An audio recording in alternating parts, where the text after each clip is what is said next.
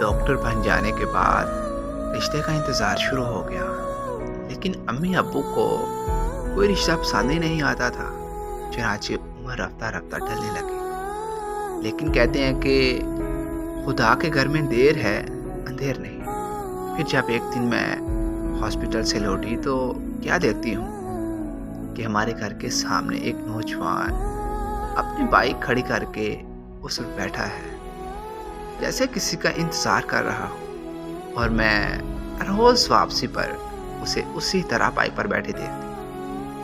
हमारा घर शहर के महंगे तरीन इलाके में होने की वजह से बिल मालूम बाइक बहुत कम देखी जाती थी। नौजवान गो के गरीब लेकिन बहुत बाअदब लग रहा था। वो ज़्यादातर अपना सर नीचे किए हुए बैठा रहता, सिर्फ एक लम्हे के लिए देखता जब मैं उसके पास से गुजरकर घर में दाखिल होती। लेकिन वो है कौन और चाहता क्या है? अगरचे शुरू में मुझे उसे इस तरह देखकर उलझन सी होती थी, लेकिन साथ ही साथ दिल में खुश भी हो रही थी कि कोई तो है जो मेरा इंतज़ार कर रहा है। फिर जब भी मैं उसे बाइक पर बैठे देखती तो दिल ज़ोर ज़ोर से धड़कना शुरू कर देता। या अल्लाह, ये क्या है? क्या मुझे इससे मोहब्बत हो गई है?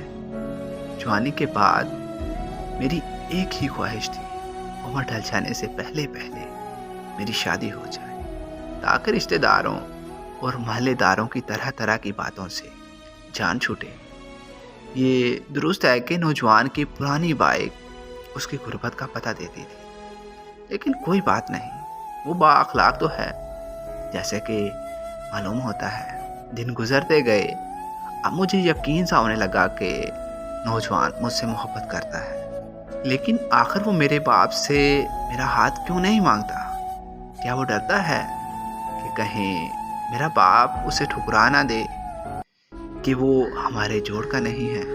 लेकिन ये तो कोई बात नहीं, मालो दौलत तो अल्लाह की देन है, मुझे वो गुर्बत में भी मंजूर है।